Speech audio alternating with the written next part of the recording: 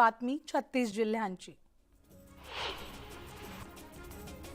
राष्ट्रवादी काँग्रेसमध्ये फूट पडल्यानंतर आता पक्षाच्या चिन्हाचा वाद थेट निवडणूक आयोगात गेलाय। तर राष्ट्रवादीमध्ये शरद पवार गट आणि अजित पवार गट असे दोन गट निर्माण झालेत। दोन्ही गटांमध्ये पक्षाचं नाव आणि चिन्हासाठी कायदेशीर लढाई सुरू झाली आहे। तर आज यावर निवडणूक आयोगामध्ये सुनावणी पार पडणार आहे।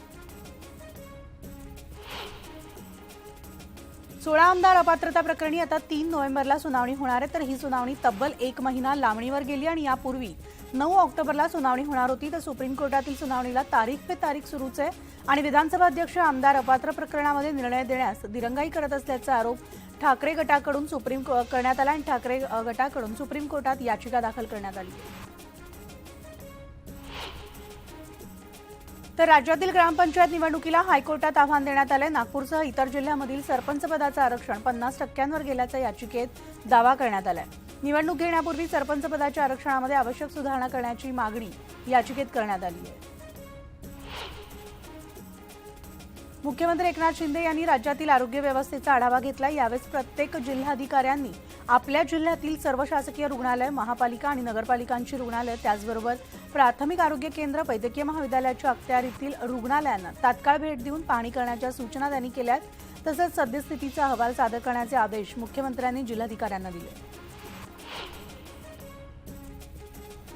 नागपूरमधील 2 शासकीय रुग्णालयांमध्ये गेल्या 3 दिवसांमध्ये 63 रुग्ण दगावल्याची धक्कादायक आकडेवारी समोर आली आहे। तर वैद्यकीय महाविद्यालय आणि इंदिरा गांधी शासकीय रुग्णालयामध्ये 24 तासात 23 रुग्णांचा मृत्यू झाल्याचं स्पष्ट झालं होतं आणि दोन्ही रुग्णालयांच्या प्रमुख अधिकाऱ्यांनी दिलेल्या माहितीमध्ये तफावत आढळल्यामुळे त्यावरून सुद्धा संभ्रम निर्माण झाला होता। उपमुख्यमंत्री देवेंद्र फडणवीस आज दिल्ली दौऱ्यावर असून ते केंद्रीय गृहमंत्री अमित शहांनी बोलावलेल्या बैठकीला हजर राहणार आहेत। तर शहांनी नक्षलग्रस्त भागामधील राज्यांची आढावा बैठक बोलावली असून या बैठकीला हजर राहण्यासाठी काल मुख्यमंत्री एकनाथ शिंदे दिल्लीत पोहोचले। भाजप प्रदेशाध्यक्ष चंद्रशेखर बावनकुळे आजपासून 2 दिवस कोल्हापूर दौऱ्यावर आहेत आणि ते हातकणंगले आणि त्याचबरोबर कोल्हापूर लोकसभा मतदारसंघाचा आढावा घेणार आहेत। तर पक्षांतर्गत कार्यकर्त्यांची नाराजी दूर करण्याचं बावनकुळे यांच्या समोर एक आव्हान आहे। कोल्हापूरच्या पालकमंत्रीपदी वर्णी लागलेले हसन मुश्रीफ आज कोल्हापूरमध्ये येणार असून त्या ठिकाणी ते जिल्हा नियोजन आयोगाची बैठक घेणार आहेत आणि या बैठकीला समरजित घाटगे सुद्धा उपस्थित राहणार असल्याचे सांगितले जाते। तर मनोज जरांगे पाटील यांनी विठुरायाचं दर्शन घेतले। यावेळेस त्यांनी विठुरायाला साकडं घातलंय आणि या सरकारला सद्बुद्धी द्यावी, आमच्यावर अन्याय होतोय तो अन्याय दूर व्हावा आणि मराठ्यांना तातडीनं आरक्षण द्यावं अशी प्रार्थना त्यांनी केली आहे। शरद पवार गटाचे नेते जितेंद्र आव्हाड यांनी अण्णा हजारेंमुळे देशाचं वाटोळ झालं असं ट्विट केलं होतं आणि यावर आता वकिलांशी चर्चा करत आव्हाड यांच्यावर अब्रू नुकसानीचा दावा करणार असल्याचं वक्तव्य अण्णा हजारे यांनी केलंय। माझ्यामुळे देशातील नागरिकांचं भलं झालंय, मात्र त्यांच्या काही कार्यकर्त्यांना सत्तेपासून दूर व्हावं लागलं याची खंत त्यांच्या मनात असावी म्हणूनच आव्हाडांनी असं ट्विट केलंय असं अण्णा हजारे म्हणाले। रोहित पवार यांच्या बारामती अॅग्रोच्या 2 युनिट्सवर 6 ऑक्टोबरपर्यंत कारवाई न करण्याचे आदेश कोर्टानं महाराष्ट्र प्रदूषण नियंत्रण बोर्डाला दिले होते। त्यामुळे आता या प्रकरणी आज सुनावणी होणार आहे। तर या सुनावणीकडे सगळ्यांचंच लक्ष लागलंय। मुंबई महापालिकेच्या कथित खिचडी घोटाळा प्रकरणामध्ये खासदार संजय राऊत यांचे भाऊ संदीप राऊत यांची चौकशी होणार आहे। तर आर्थिक गुन्हे शाखेनं संदीप राऊत यांना नोटीस देऊन आज चौकशीसाठी हजर राहण्यास सांगितले। खिचडी घोटाळा प्रकरणामधील पैसे संदीप राऊत यांना सुद्धा मिळायचे असा आरोप करण्यात आलाय।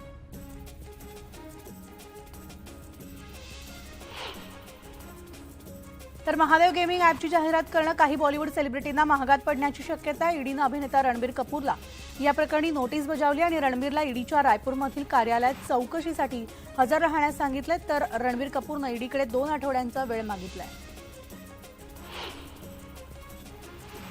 रिझर्व्ह बँकेचे गव्हर्नर शक्तिकांत दास यांच्या नेतृत्वाखाली पतधोरण समितीच्या बैठकीचा आजचा 3रा दिवस आहे। द्विमासिक आढाव्याच्या या बैठकीमध्ये व्याजदर पुन्हा स्थिर ठेवले जातील असाच बहुतांश तज्ज्ञांचा कयास आहे। तर मात्र प्रत्यक्षात आज काय निर्णय येतो याकडे सगळ्यांचं लक्ष लागलंय। तर राज्य परिवहन महामंडळामधील एसटी कर्मचाऱ्यांना 42% महागाई भत्ता देण्यात येणार आहे। त्याबाबतचं परिपत्रक जारी करण्यात आलंय। ऑक्टोबर 2023च्या वेतनात एसटी कर्मचाऱ्यांना 42% महागाई भत्ता मिळेल असं परिपत्रकामध्ये म्हटलंय। मुंबईमध्ये हार्बर मार्गावर गेल्या 2 महिन्यांपासून सुरू असलेला वाहतूक ब्लॉक आज संपत असताना पुन्हा 5 दिवस वाहतूक ब्लॉक वाढवलाय, तर आज मध्यरात्रीपासून सोमवारपर्यंत हा रात्रकालीन ब्लॉक चालणार असून रात्री 3 ते पहाटे 4:45 या वेळेमध्ये हार्बरवरील बेलापूर ते पनवेल लोकल सेवा बंद असणार आहे आणि ब्लॉकची वेळ कमी केल्यामुळे प्रवाशांना काहीसा दिलासा सुद्धा मिळणार आहे. तर रावेरमध्ये आदिवासी तळवी भिल्ल एकता मंचकडून रास्ता रोको करण्यात आलाय. वन विभागाच्या परिसरामध्ये परप्रांतीय मेंढपाळ शिरल्यास त्यांच्यावर कारवाई करावी या मागणीसाठी हे आंदोलन करण्यात आले. तर यावेळेस वन विभागाच्या अधिकाऱ्यांनी दिलेल्या लेखी आश्वासनानंतर आंदोलन मागे घेण्यात आले. एसटी बसचं तिकीट न काढल्यामुळे तिकीट निरीक्षकांनी थेट प्रवाशांचा एसटी बस पोलीस स्टेशनमध्ये नेली आणि जळगाव जिल्ह्यातील रावेरमध्ये हा प्रकार घडलाय. तर या प्रकारामुळे प्रवाशांना मात्र नाहक मनस्ताप सहन करावा लागतोय. ऑक्टोबर महिन्याला सुरुवात झाली असून ठाणे शहरातील तापमानात आता वाढ होऊ लागली आहे. काल शहरामध्ये 34.6 अंश तापमानाची नोंद करण्यात आली आहे. परिणामी शहरामध्ये आता ऑक्टोबर हीटचे तडाखे बसू लागलेत. तर वाढलेल्या उकाड्यानं ठाणेकर तापले असून घामाच्या धारा निघू लागल्यात. तर सध्या ऑक्टोबर हीटचा सामना जळगावमधील नागरिक करतायत. दरम्यान भुसावळचा पारा 37 अंशावर गेलाय आणि 10 ऑक्टोबर नंतर अल्प आणि मध्यम स्वरूपाचा पाऊस होईल असा अंदाज आहे. त्यानंतर हा पारा घसरण्याचा अंदाज वर्तवण्यात आला. तर तुळजाभवानी मातेच्या अलंकार गायब प्रकरणाचा अंतिम अहवाल अखेर जिल्हाधिकारी डॉक्टर सचिन ओंबासे यांना सादर करण्यात आलाय आणि हा अहवाल कायदेशीर सल्ल्यासाठी तज्ज्ञांकडे पाठवण्यात येणार असल्याची माहिती जिल्हाधिकाऱ्यांनी दिली आहे. तर आता या अहवालावर नेमकं काय दडलंय हे येत्या काही दिवसात स्पष्ट होईल. तुळजाभवानी मातेच्या शारदीय नवरात्र उत्सवापूर्वीच मंचकी निद्रेला सुरुवात होणार आहे आणि ही निद्रा संपून 5 ऑक्टोबरला देवी सिंहासनावर पुन्हा विराजमान होणार आहे. त्यानंतर घटस्थापना करून नवरात्र महोत्सवास सुरुवात होईल.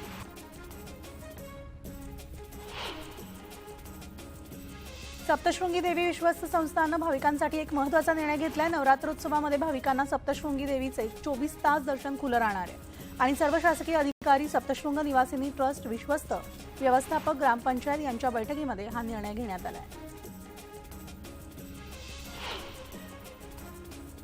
तर ऑक्टोबर महिना सुरू होताच राज्यातील पावसाचा जोर कमी झालाय. जळगावमधल्या बोदवड तालुक्यामध्ये गेल्या 10 दिवसांपासून पाऊस झाला नसल्यानं कोरडवाहू कपाशीचं पीक ऊन धरतंय. तर अशामध्ये परतीचा पाऊस सुरू झाल्यास पिकांना फायदा होणार आहे.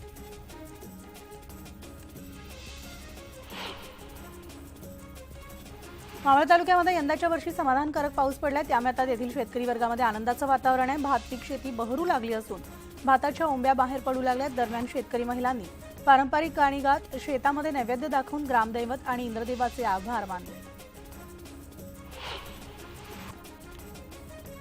तर दादर परिसरामध्ये फुलांचा कचरा रस्त्यावरच टाकणाऱ्या व्यापाऱ्यांवर कारवाई केली जाणार आहे. कचरा टाकणाऱ्यांना आळा घालण्यासाठी मुंबई महानगरपालिकेच्या घनकचरा व्यवस्थापन खात्यानं इथे कायमस्वरूपी कचरा संकलन आणि त्याचबरोबर वाहतूक करणारं वाहन तैनात केलं. तर कचरा अस्ताव्यस्त टाकणाऱ्या फूल विक्रेत्यांवर यापुढे दंडात्मक कारवाई करण्याचा इशारा पालिका प्रशासनानं दिला.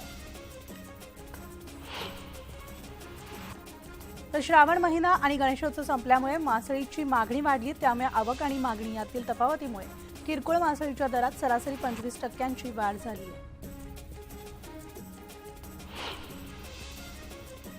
अनुकंपा तत्वावरील नोकरी वयाच्या 45 नंतर देता येणार नाही असा निर्वाळा मुंबई उच्च न्यायालयानं नुकताच एका निकालात दिलाय.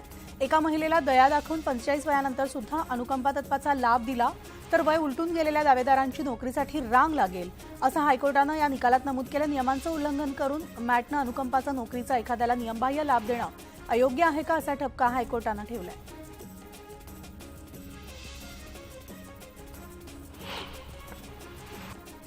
तर घरांचा साठा वाढवण्याचा सल्ला उपमुख्यमंत्री देवेंद्र फडणवीस यांनी दिलाय. त्यानंतर गृहनिर्माण विभागानं तात्काळ मुंबई इमारत दुरुस्ती आणि पुनर्रचना मंडळाचा घरांचा साठा रोखणारा निर्णय हा मागे घेण्याचा प्रस्ताव गृहनिर्माण मंत्र्यांच्या मंजुरीसाठी पाठवला. मात्र या प्रस्तावाला 3 आठवडे उलटूनही अद्याप मंजुरी मिळालेली नाहीये. डोंबिवलीमधील वरचापाडा भागामध्ये दूषित पाणीपुरवठा होतोय. नळातून गढूळ पाणी येत असल्यामुळे नागरिक त्रस्त झालेत आणि महापालिका प्रशासनानं वेळेत लक्ष द्यावं अशी मागणी डोंबिवलीकरांनी केली आहे. मागील 4 वर्षांमध्ये मुंबईच्या हवेची गुणवत्ता खालावली असल्याचं चित्र सध्या पाहायला मिळतं. तर मुंबईच्या हवेच्या तुलनेत दिल्ली आणि लखनौच्या हवेच्या गुणवत्तेत सुधारणा झाल्याचं चित्र आहे. साधारणपणे ऑक्टोबर ते मार्च दरम्यान हवेची गुणवत्ता जी ती खालावत जाते. त्यामुळे या कालावधीमध्ये हवेच्या गुणवत्तेचं परीक्षण करण्यात येतं आणि मागील 4 वर्षात म्हणजे 2019 ते 2023 या कालावधीमध्ये हवेची गुणवत्ता कमी होत चालल्याचं चित्र आहे. तर नवी मुंबई शहरामध्ये विशेषतः कोपरखैरणे आणि वाशीच्या वेशीवर गेलेल्या महिनाभरापासून हवा गुणवत्ता निर्देशांक घसरत चाललाय. 200 ते 300 दरम्यान एकवेळा आढळला. त्यामुळे आता येथील स्थानिक नागरिकांकडून वायू प्रदूषणाबाबत वारंवार तक्रारी येत आहेत आणि या वायू प्रदूषणावर नियंत्रण मिळवण्यासाठी महापालिकेनं धूळशमन यंत्राचा उतारा शोधलाय. धूळशमन यंत्रणेमुळे फवारणी करून प्रदूषित वातावरण कमी करण्यात येणार आहे.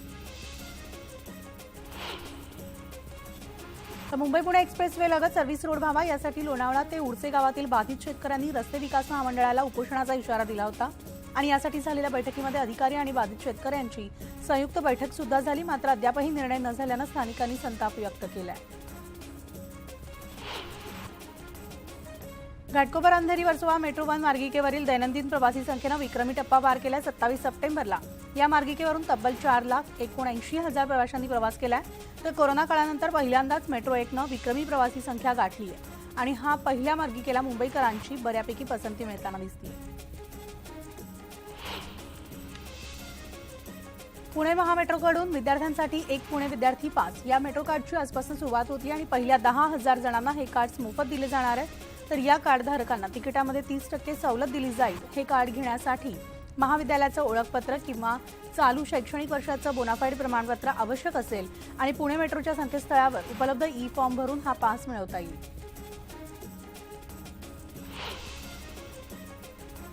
पुणे विमानतळावरील नवं टर्मिनल सुरू झाल्यानंतर गरजेनुसार आवश्यक सुविधा उपलब्ध होणार आहे. तर आंतरराष्ट्रीय विमान वाहतुकीच्या दृष्टीनं देखील धावपट्टीची लांबी वाढवण्यासाठी सर्व पैलूंचा अभ्यास करण्यात यावा असे निर्देश राज्याचे उच्च आणि तंत्रशिक्षण मंत्री चंद्रकांत पाटील यांनी दिले.